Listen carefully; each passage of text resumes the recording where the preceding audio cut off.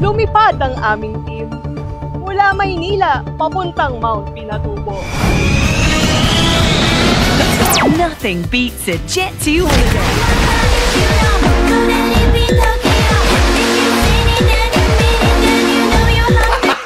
Gago! The Sleeping Giant o kilala din sa bansag na The Beautiful Disaster ang sisilipin natin para sa video na to. Pero bago yan, pahit naman ng like at subscribe button bilang suporta at para patuloy tayong makagawa ng mga videos. So paano? Simulan natin to. Sabi nga ng idol ko, bueno, sama ka sa biyahe ko. I've heard the rumor. Yo, listen up, here's the story about Matatagpuan sa hangganan o boundary ng tatlong lalawigan ang Mount Pinatubo, ang Zambales, Tarlac at Pampanga. At kung nagbabalak ka din pumunta dito, marerekomenda ko ang isa sa legit at trusted travel group na Gala Iranians. Bisitahin lang ang kanilang official Facebook page. Malapas and the furious ang eksena sa 2 oras na 4x4 rough road experience. May part na malikabok, mabato at malapelikulang river crossing ang dadaanan nyo. Exciting ang bawat minuto mo with a scenic view ng mga kabundukan dito.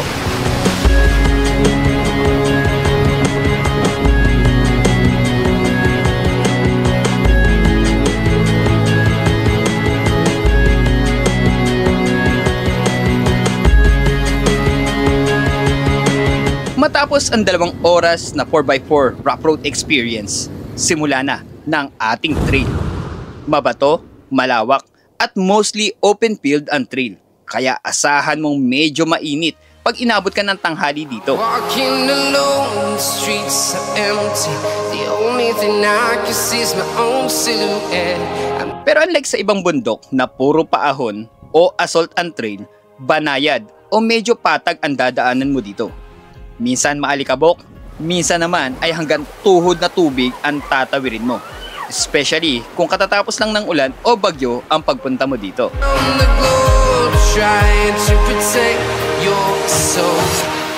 We are heroes tonight.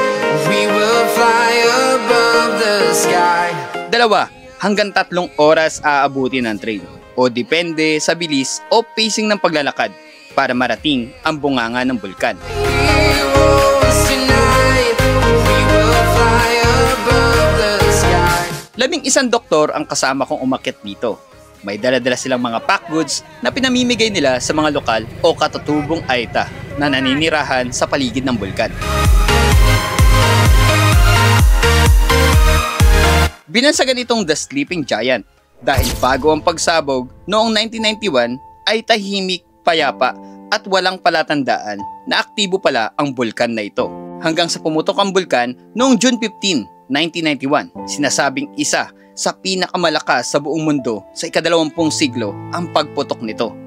Isang pangyayari na umukit na sa ating kasaysayan. Matapos ang trahedya ay ang pagbubukas ng napakagandang tanawin. Kaya naman ito binansagang The Beautiful Disaster.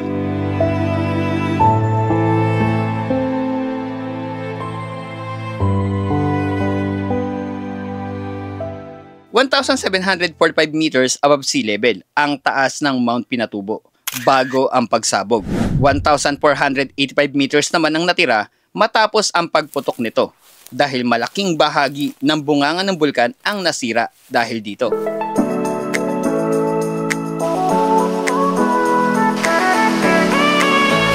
Nothing beats a Jet2 holiday. Gago! Matapos ang 2 hanggang 3 oras na paglalakad, mararating na ang napakagandang bunganga ng bulkan. So paano? Montage roll muna tayo.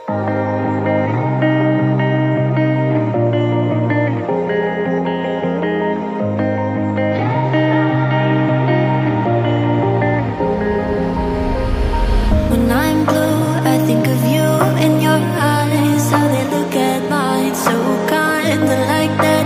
You slow down time and everything's just fine. I was ocean swimming with just wishful thinking of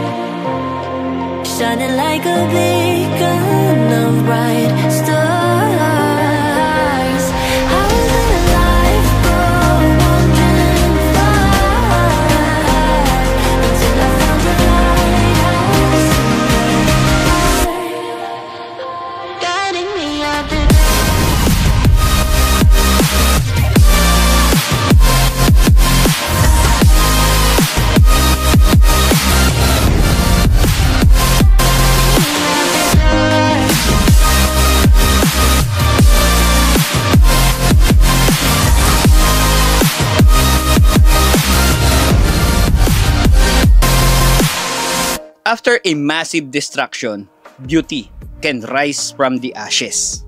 Sa bawat pagtatapos ng isang yugto ay simula ng panibago at mas magandang storya.